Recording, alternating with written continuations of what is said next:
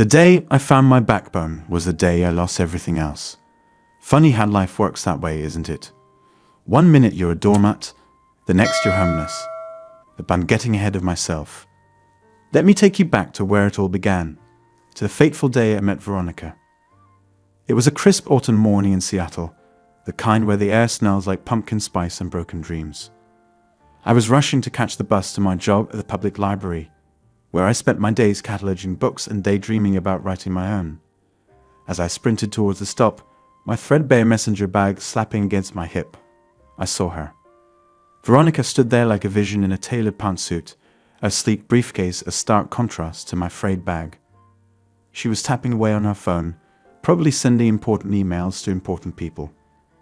I, on the other hand, was wheezing like an asthmatic pug as I stumbled through a stop beside her. "Made it!" I gasped, doubling over to catch my breath. She glanced up from her phone, one perfectly shaped eyebrow arching in amusement. "Barely," she said, her voice rich and smooth like expensive coffee. I straightened up, trying to look less like a disheveled librarian and more like, well, I wasn't sure what, but something impressive. "I'm Martin," I said, extending my hand. She looked at it for a moment, as if deciding whether it was worth shaking, before taking it in her own. "Veronica," she replied, "you might want to invest in an alarm clock." And just like that, I was smitten. Looking back, I should have seen the warning signs. The way she immediately pointed out a flaw, the subtle condescension in her tone. But I was too busy being dazzled by her confidence, her poise, her take-no-prisoners attitude. The bus ride was a blur of stolen glances and awkward small talk. I learned she worked as a high-powered corporate lawyer, representing tech companies in intellectual property disputes. When I told her about my job at the library, I saw a flicker of something in her eyes. At the time, I thought it was interest. Now, I realize it was probably pity. As we got off at our respective stops, I gathered every ounce of courage I possessed. "Would you like to grab coffee sometime?" I blurted out, my face burning. Veronica paused, studying me with those sharp eyes of hers. Then, to my utter amazement, she smiled. "Why not? You seem harmless enough." Harmless. That word should have been my second warning. But I was too busy floating on cloud nine to notice the backhanded nature of the compliment. Our first date was at a trendy cafe where the menu was written entirely in French, and the prices made my wallet weep. Veronica ordered for both of us, dismissing my attempts to decipher the menu with a wave of her hand. "Trust me," she said, flashing that dazzling smile. "I know what's good here." And so began a pattern that would define our entire relationship. Veronica always knew best. Veronica was always in control. And I was just along for the ride, grateful to be in the presence of someone so confident, so assured. We dated for 6 months before she proposed. Yes, you read that right. Veronica proposed to me. It happened during a weekend getaway to a luxury resort in the Cascades. We were having dinner at the 5-star restaurant, and I was sweating over the wine list, trying to find something that wouldn't bankrupt me. "Oh, for heaven's sake," Veronica sighed, plucking the list from my hands. She ordered a bottle that cost more than my monthly rent, then turned to me with a determined look in her eye. "Martin," she said, reaching across the table to take my hand, "I think we should get married." I blinked, certain I had misheard. "What?" "Married," she repeated, as if explaining a simple concept to a child. "You and me. It makes sense, doesn't it? We're good together. You're comfortable." There was that word again. Comfortable. Like an old sweater or a well-worn pair of shoes. Not exactly the most romantic description, but I was too shocked to care. But don't you want me to propose?" I stammered. Veronica laughed, a sound that was both musical and slightly mocking. "Oh, honey, we both know that if I left it up to you, we'd be waiting forever. Besides, I'm not exactly the type to sit around waiting for a man to make decisions about my life." And just like that, we were engaged. I called my parents that night, giddy with excitement. My mother's response was less than enthusiastic. "Are you sure about this, Martin?" she asked, concern evident in her voice. It all seemed so sudden. I'm sure, Mom, I insisted. Veronica's amazing. She's smart, successful, beautiful. And does she make you happy? My mother pressed. I paused, thrown by the question. Of course she does, I said, but even I could hear the uncertainty in my voice. The wedding was a lavish affair, planned entirely by Veronica and her army of professionals. I showed up, said my vows, and tried not to faint at the sight of the final bill. Veronica assured me it was an investment in our future, a way to impress her colleagues and clients. After all, she said, as we slowed down to the reception, perception is reality in my world, and I need people to perceive us as successful. I nodded, as I always did when Veronica explained things to me. It made sense, I supposed, even if the thought of starting our marriage in debt made me queasy. Life as Veronica's husband was an adjustment. She convinced me to quit my job at the library. It's not like we need the money, and really, Martin, it's a bit embarrassing, and focus on my writing. I was grateful for the opportunity, even if it came with constant critiques of my work. Fantasy, Veronica would say, wrinkling her nose as she glanced at my computer screen. Don't you think you should write something more substantial? Like a legal thriller. I could give you some insider knowledge.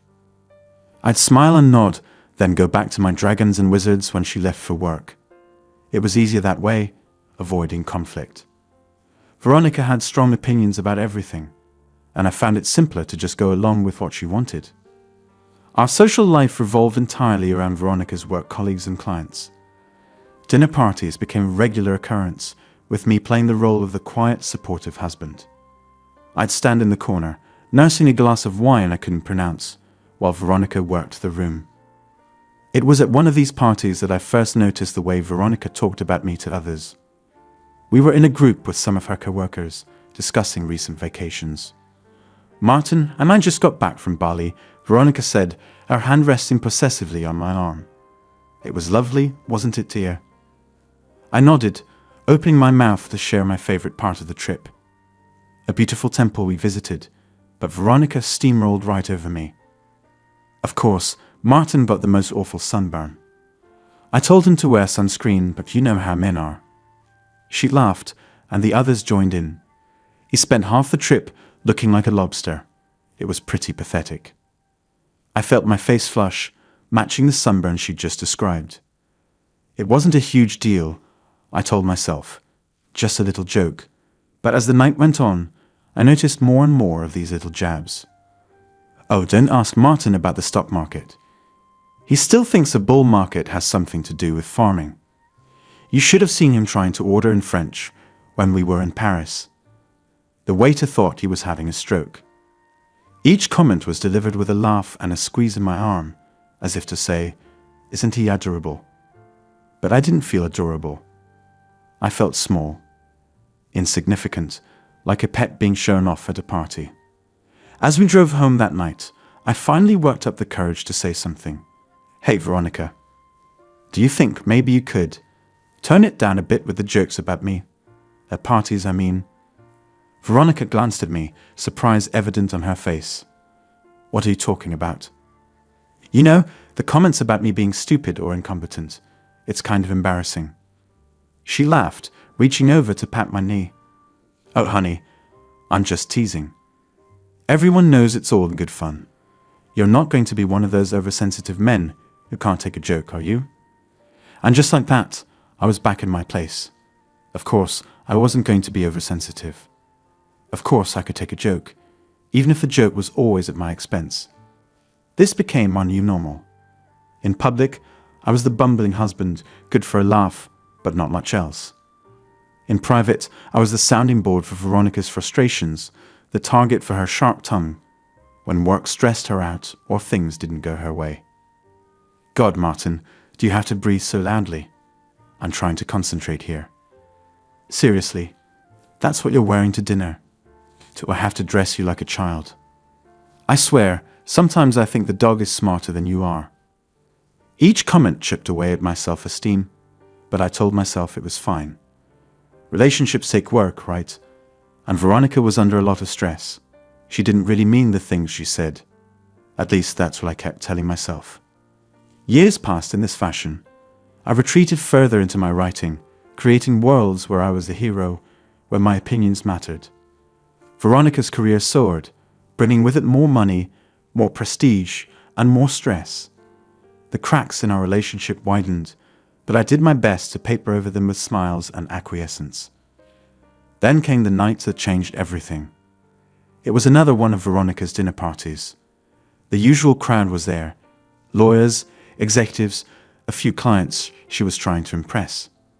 I was in my usual spot, nursing a glass of wine and trying to blend into the wallpaper. Veronica was holding court in the living room, regaling everyone with a story about her latest courtroom victory. I wasn't really listening until I heard my name. And then Martin, bless his heart, trying to help me prepare for the case. You should have seen him, stumbling over the legal jargon like a dog trying to recite Shakespeare. The room erupted in laughter.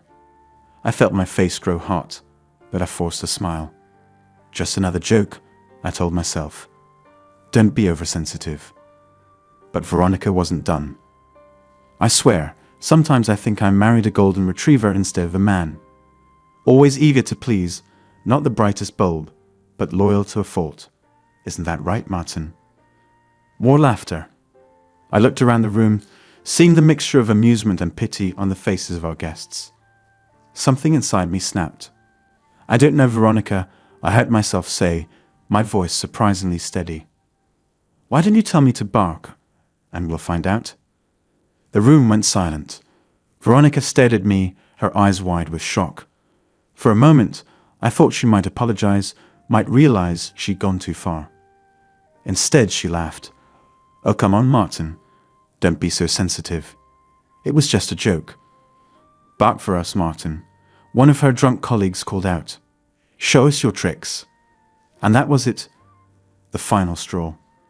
Years of pent-up frustration, hurt, and anger boiled over in an instant. Get out, I said quietly.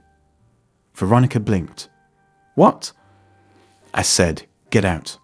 All of you, the party's over. Martin, don't be ridiculous, Veronica hissed, a smile becoming strained. You're embarrassing me. No, Veronica. You've been embarrassing me for years. I'm done. I want everyone out of my house. Now. The room erupted into awkward murmurs. Guests began gathering their coats, making hasty excuses as they fled the scene of my marital meltdown. Veronica stood rooted to the spot, her face a mask of disbelief and growing anger. As the last guest scurried out, slamming the door behind them, Veronica rounded on me. What the hell do you think you're doing? She snarled. Something I should have done a long time ago, I replied, surprised by the calm in my voice. I'm standing up for myself. Standing up for yourself, she scoffed. By ruining my party. By making me look like a fool in front of my colleagues. No, Veronica. You did that all on your own. I'm just refusing to be your punching bag anymore. Her eyes narrowed. Is this about that stupid dog joke? God, Martin, when did you become so sensitive? It's not about the joke. It's about all of it. The constant put-downs, the disrespect, the way you treat me like I'm some kind of pet, rather than your husband. Veronica rolled her eyes. Oh, please, don't be so dramatic. You know, I don't mean anything by it.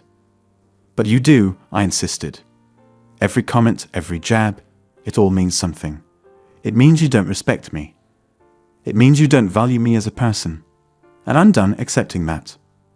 So what, you're going to leave me? She sneered. Good luck with that. Where are you going to go? What are you going to do? You haven't had a real job in years. You have nothing without me. Her words hit me like a physical blow, but I stood my ground. Maybe I'm nothing without you, but I'd rather be nothing on my own than be your whipping boy for the rest of my life. Veronica's face contorted with rage. Fine. You want to leave? Go ahead. But don't come crawling back when you realize you can't make it on your own.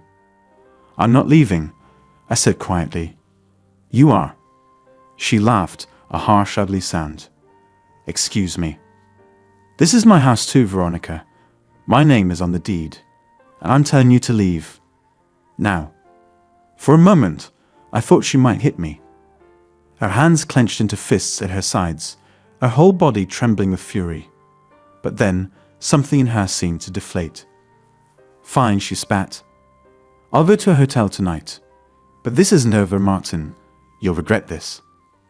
I watched in silence as she stormed upstairs, throwing some clothes into a suitcase. When she came back down, she paused at the door, turning to fix me with a glare. "You're making a big mistake," she said. "No," I replied. "I think I'm finally fixing one." The door slammed behind her, leaving me alone in the sudden, deafening silence of our home. I sank onto the couch, my whole body shaking as the adrenaline wore off. What had I done? Where did I go from here? But beneath the fear and uncertainty, I felt something else. Something I hadn't felt in years. Pride. I had stood up for myself. I had found my voice. And no matter what happened next, I knew I'd never lose it again. The days that followed were a blur of legal consultations, frantic phone calls, and sleepless nights. Veronica, true to form, came out swinging. She hired the best divorce attorney in the city and seemed determined to take me for everything I was worth. Which admittedly wasn't much. I found myself crushing on my best friend's couch, a guy named Derek who I'd known since college. He'd never been a fan of Veronica, and now I understood why. "I tried to tell you, man," he said one night as we sat drinking beers and poring over legal documents. "That woman was toxic from day one." I sighed, running a hand through my hair. "I know. I loved her, you know. Or I thought I did. I wanted to believe she loved me too." Derek shook his head. "Love shouldn't make you feel small, Martin. It shouldn't chip away at your self-worth." His words hit me like a punch to the gut. How had I let things get so bad? How have I not seen what was happening to me? "I feel like such an idiot," I mumbled, staring into my beer. Derek clapped me on the shoulder. "Hey, don't beat yourself up. You're out now. That's what matters." But was I really out? As the days turned into weeks, I found myself constantly checking my phone, half expecting, half hoping, to see a message from Veronica. An apology, an explanation, anything. But there was nothing but radio silence, punctuated by the occasional terse email from her lawyer. I threw myself into my writing, using it as both an escape and a way to process my emotions. The story that poured out of me was raw, angry, filled with characters who found their voices after years of silence. It wasn't pretty, but it was honest in a way my work had never been before. 1 month after the blow-up, I finally worked up the courage to go back to my house. I needed to pick up some clothes, my laptop, the dog-eared copy of The Hobbit my dad had given me when I was 10. As I pulled into the driveway, my heart was pounding so hard, I thought it might burst out of my chest. The house looked exactly the same from the outside. Same manicured lawn, same tasteful exterior that Veronica had spent months perfecting. But as I stepped inside, I was hit by a wave of emptiness. Half the furniture was gone, leaving behind ghostly outlines on the walls and carpet. Veronica's presence, once so overwhelming, had been reduced to these negative spaces.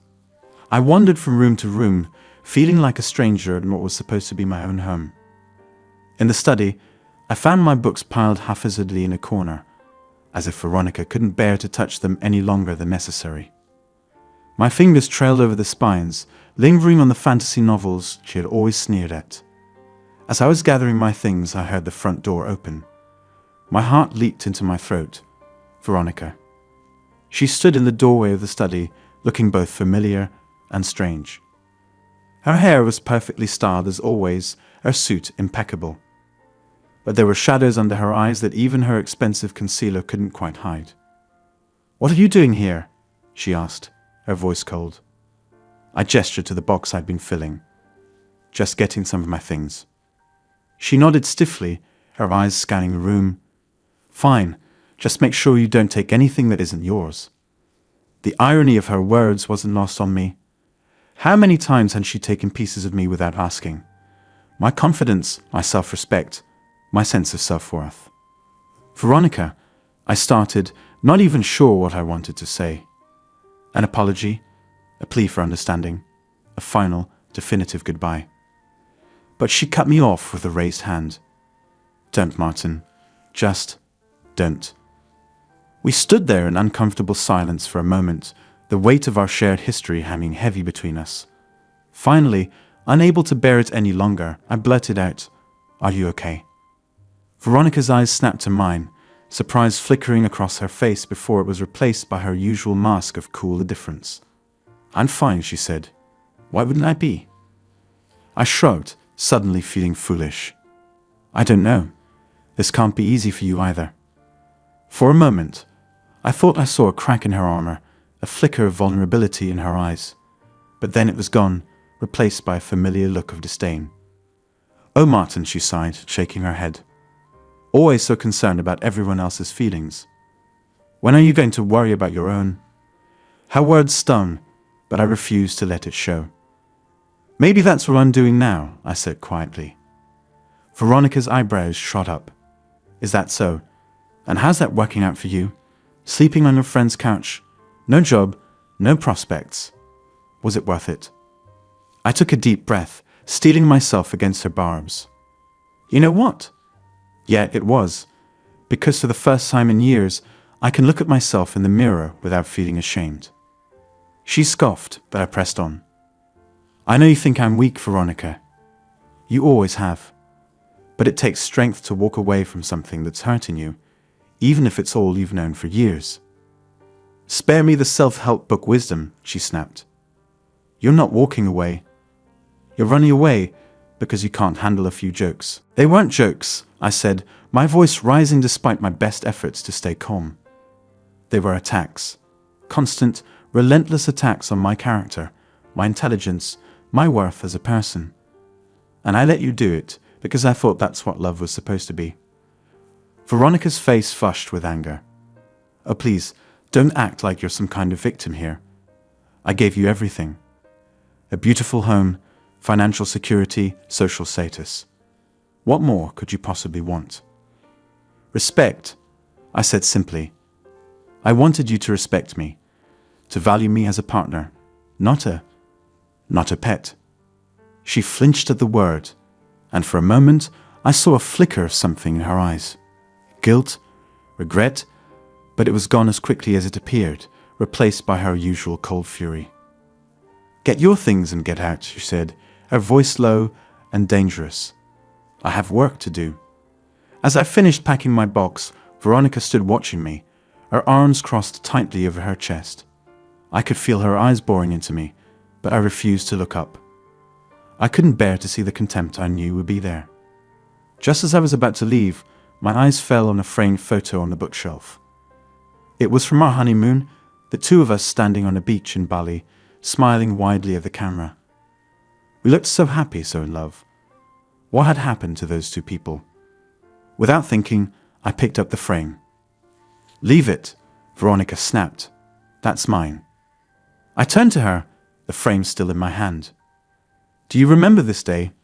I asked softly. For a moment, her mask slipped. I saw a flicker of the woman I had fallen in love with, vulnerable and uncertain. "Of course I do," she said, her voice barely above a whisper. "We were happy then, weren't we?" I pressed. "What happened to us, Veronica?" She was quiet for a long moment, her eyes fixed on the photo. When she finally spoke, her voice was thick with emotion. "Life happened, Martin. Reality happened. We grew up." "Did we?" I wondered aloud. "Or did we just grow apart?" Veronica's eyes met mine, and for the first time in years, I saw real pain there. "Does it matter now?" I set the photo back on the shelf, my heart heavy.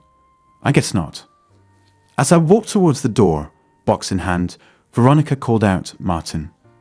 I turned, hope fluttering in my chest despite my best efforts to squash it. "Don't forget to forward your mail," she said, her voice once again cold and professional. "I'm not your secretary." And just like that, the moment was gone. I nodded, unable to speak around the lump in my throat, and walked out of the house that had once been my home. The weeks that followed were some of the hardest of my life. I bounced between friends' couches, feeling more and more like a burden with each passing day. My savings, What little I had left after years of deferring to Veronica's financial decisions were dwindling rapidly. The novel I had been working on sat untouched. My creativity seemingly dried up along with my marriage. It was during this low point that I received an unexpected call from my old boss at the library. "Martin," she said when I answered. "It's Eleanor. I hope I'm not bothering you." "Not at all," I assured her, trying to inject some enthusiasm into my voice. "How are you, Eleanor?" "I'm well, thank you. Listen, I heard about what happened with Veronica. I'm so sorry." I winced. Of course she had heard. In a town this size, news traveled fast. "Thanks," I mumbled. "It's been tough." "I can imagine," she said sympathetically. "Look, the reason I'm calling. Well, we have an opening at the library. Assistant head librarian. I know it's been a while since you worked with us, but I always thought you had potential. If you're interested, the job is yours." I was speechless. After years of Veronica telling me the library job was beneath me, that I was wasting my potential there, I had almost started to believe it. But now, the thought of returning to those quiet stacks, of losing myself in books and helping others do the same, filled me with a warmth I hadn't felt in years. "Eleanor, I don't know what to say," I stammered. "Say yes," she chuckled. "We miss you around here, Martin, and I think maybe you miss us too." She was right. I did miss it. The peace, the purpose, the simple joy of connecting people with the perfect book. "Yes," I said, my voice growing stronger. "Yes, I'd love to come back." The next day, I walked into the library, the familiar smell of books washing over me like a comforting blanket. As I made my way to Eleanor's office, I passed the checkout desk where Veronica and I had first met. The memory, once bittersweet, now felt like it belonged to someone else entirely. Eleanor greeted me with a warm hug. "Welcome back, Martin," she said, her eyes twinkling. "Now let's get you up to speed." As she walked me through the changes that had happened in my absence, I felt a weight lifting from my shoulders. For the first time in years, I felt like I was exactly where I was supposed to be. The divorce proceedings dragged on, Veronica fighting tooth and nail for every penny. But with my new job and the support of my friends, I found the strength to stand my ground. I wasn't going to let her bully me anymore in the courtroom or anywhere else. It was during one of the mediation sessions that I finally saw a crack in Veronica's armor. We were discussing the division of assets, and her lawyer was pushing for me to give up my claim on the house. "Mr. Hendricks," the lawyer said, his voice dripping with condescension, "surely you can see that it would be in everyone's best interests if you simply walked away. After all, what could you possibly need such a large house for?" Before I could respond, Veronica spoke up. "That's enough, Richard," she said sharply. The lawyer looked at her in surprise. "But Veronica, we discussed." I said, "That's enough," she repeated, her voice leaving no room for argument. As the lawyer sputtered in confusion, Veronica turned to me. For the first time since this whole mess began, she looked uncertain. "Martin," she said, her voice softer than I had heard it in years. "Can we talk? Alone?" Ignoring the protests of both our lawyers, we stepped out into the hallway. For a long moment, we just stood there, neither of us knowing quite what to say. Finally, Veronica broke the silence. "I've been thinking a lot about what you said, about respect." I nodded, not trusting myself to speak. "I didn't. I never meant to make you feel," she trailed off, struggling to find the words. It was so unlike her, this uncertainty, that I found myself softening despite my best efforts. "I know," I said quietly, "but you did, Veronica. For years." She nodded, her eyes downcast. "I know that now, and I'm sorry, Martin. Truly." The words hung in the air between us, fragile and unexpected. I had imagined this moment so many times over the past few months, but now that it was here, I didn't know how to respond. "Why?" I finally asked. "Why did you do it?" Veronica was quiet for a long moment, her brow furrowed in thought. When she spoke, her voice was barely above a whisper. I think I was scared." "Scared?" I echoed, confused. "Of what?" Of losing control, she admitted. Of being vulnerable. It was easier to keep you at arm's length, to make you the butt of the joke, than to admit how much I needed you. Her words hit me like a physical blow. All those years, all that pain, because she had been afraid to let me in. That's not an excuse, I said, my voice hoarse with emotion. No, she agreed, it's not. But it's the truth, and I think I owe you that much, at least. We stood there in silence, the weight of years of misunderstanding and hurt hanging between us. Finally, Veronica spoke again. I didn't expect you to forgive me, she said. I'm not sure I deserve it. But I want you to know that I am sorry, Martin, for everything. I nodded, unable to speak around the lump in my throat.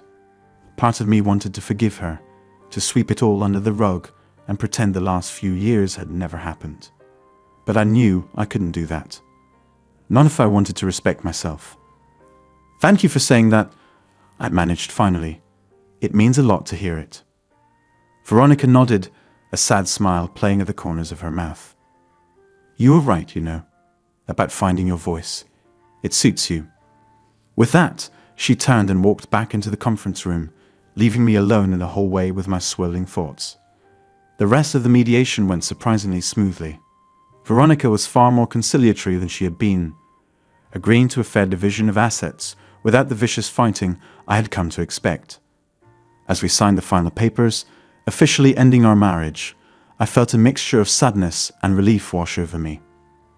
Take care of yourself, Martin, Veronica said as we parted ways outside the lawyer's office. You too, Veronica, I replied, meaning it more than I had expected to. As I watched her walk away, I realized that I no longer felt anger towards her. The hurt was still there, a dull ache in my chest, but it was tempered by understanding. We had both made mistakes, both contributed to the breakdown of our relationship, but now finally we were both free to move on. The months that followed were a time of healing and rediscovery. I threw myself into my work at the library, finding joy in the simple act of helping people find the perfect book. My own writing, long neglected, began to flow again.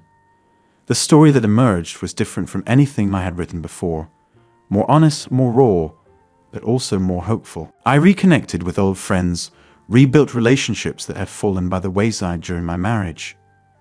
Slowly but surely, I began to recognize myself again when I looked in the mirror. It wasn't always easy. There were nights when the loneliness felt overwhelming, when I missed the comfort of having someone beside me, even if that comfort had come at a terrible price. But each day, I grew a little stronger, a little more confident in my ability to stand on my own. One sunny afternoon, about a year after the divorce was finalized, I was shelving books in the library when I heard a familiar voice. Excuse me, I'm looking for a book on second chances. Can you help me? I turned to find Veronica standing there, a hesitant smile on her face. She looked different, softer somehow, less polished. Her hair was pulled back in a simple ponytail, and she was wearing jeans and a t-shirt, a far cry from her usual power suits. Veronica, I said, surprised. What are you doing here? She shrugged, looking almost shy. I've been doing a lot of thinking, a lot of work on myself, and I realized there was something I needed to say to you. I braced myself, unsure of what was coming. Okay, I said cautiously. Veronica took a deep breath. I'm proud of you, Martin, for standing up for yourself, for finding your voice. I know it couldn't have been easy, and I'm sorry I made it necessary, but I'm glad you did it. I felt tears pricking at the corners of my eyes. How long had I waited to hear those words from her? Thank you, I said, my voice thick with emotion. That means a lot. Veronica nodded, her own eyes looking suspiciously bright. I've been seeing a therapist, she admitted, trying to understand why I treated you the way I did, why I felt the need to tear you down to build myself up. I leaned against the bookshelf, taking in this new, vulnerable version of my ex-wife. And what did you find out? She sighed, running a hand through her hair. A lot of things. Insecurity, mostly. Fear of not being good enough, so I had to make sure everyone around me felt less than. It's not an excuse, but it's what I'm working on. I nodded, understanding all too well the power of insecurity. Hadn't my own kept me trapped in an unhealthy relationship for years? I'm glad you're getting help, I said sincerely. It takes courage to look at yourself like that. Veronica smiled, a genuine smile that reached her eyes. I had a good example, she said softly. Watching you stand up for yourself. It made me realize how much I needed to change. We stood there in a comfortable silence for a moment, surrounded by the books that had always been my sanctuary. Finally, Veronica spoke again. I know it's probably too late, and I understand if you say no, but I was wondering if maybe we could get coffee sometime. As friends, she added quickly. I'd like to get to know this new Martin. I considered her offer. A year ago, I would have jumped at the chance, desperate for any crumb of affection or approval. But now I knew my own worth. I appreciate the offer, Veronica, I said carefully. But I think it might be best if we keep our distance, at least for now. We both have a lot of healing to do, and I'm not sure I'm ready to have you in my life again, even as a friend. I saw a flash of hurt in her eyes, but it was quickly replaced by understanding. Of course, she said, nodding. I understand completely. I'm just glad we had this chance to talk. As she turned to leave, I felt a sudden urge to say one last thing. Veronica. She looked back at me, eyebrows raised in question. I forgive you, I said simply. For everything, I hope you can forgive yourself too. Tears welled up in her eyes, and for a moment, I thought she might break down right there in the middle of the library. But she took a deep breath, composing herself. Thank you, Martin, she said, her voice barely above a whisper. That means more than you know. And with that, she was gone, leaving me alone among the books once again. But this time, the solitude didn't feel lonely. It felt like freedom. In the weeks and months that followed, I threw myself into my work with renewed vigor. The novel I had been working on, born from the pain and growth of the past year, was finally coming together. It was a story of redemption, of finding one's voice after years of silence. As I wrote, I realized it was as much my story as it was my characters. My relationships with friends and family, once strained by the toxic atmosphere of my marriage, blossomed. I reconnected with my parents, finally able to be honest about the struggles I had faced. Their support and love, once muffled by my own insecurities, now wrapped around me like a warm blanket. At work, I found myself taking on more responsibilities, my newfound confidence spilling over into my professional life. Eleanor, my boss and mentor, watched my transformation with pride. You know, Martin, she said one day as we were closing up the library, I always knew you had it in you. I'm just glad you finally see it too. Her words warmed me, a far cry from the backhanded compliments I had grown accustomed to over the years. Thanks, Eleanor, I said, meaning it. For everything. For believing in me even when I didn't believe in myself. She patted my arm affectionately. That's what friends are for, dear. Now, go home and work on that book of yours. I expect a signed copy when it's published. As I walked home that evening, the setting sun painting the sky in brilliant shades of orange and pink, I felt a sense of peace wash over me. The journey hadn't been easy. There had been moments of doubt, of fear, of overwhelming loneliness. But standing on the other side, I knew it had all been worth it. I thought about Veronica, hoping she was finding her own path to healing. Despite everything, I wished her well. Our relationship had been a crucible, painful and transformative. But from that pain, we had both emerged stronger, more self-aware. Arriving home, I settled into my favorite armchair, laptop open and ready. As I began to type, pouring my heart onto the page, I realized something profound. The voice I had found, the strength I had discovered, it had been there all along. It had just been waiting for me to claim it. And as the words flowed, telling a story of loss and redemption, of finding oneself amidst the chaos of life, I knew that this was just the beginning. There would be more challenges, more moments of doubt. But now, I was ready to face them. Not as the man I had been, cowed and compliant, but as the man I had become. Strong, resilient, worthy of respect, especially my own. As I typed the final words of my novel, a sense of completion washed over me. It wasn't just the end of the book, it was the end of a chapter in my life. And as I sat back, a smile playing on my lips, I knew that the best was yet to come. In that moment, surrounded by the quiet of my small apartment, the scent of old books and fresh coffee in the air, I felt truly, deeply happy. Not the fragile, conditional happiness I had known before, but a solid, unshakable joy born of self-discovery and hard-won wisdom.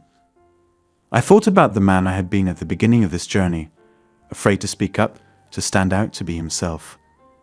And I thought about the man I was now, confident, self-assured, at peace with himself. The road hadn't been easy. There had been moments of despair, of loneliness so acute it felt like a physical pain. But there had also been moments of triumph, of connection, of pure, unadulterated joy. As I closed my laptop, the completed manuscript safely saved and backed up, I made a promise to myself.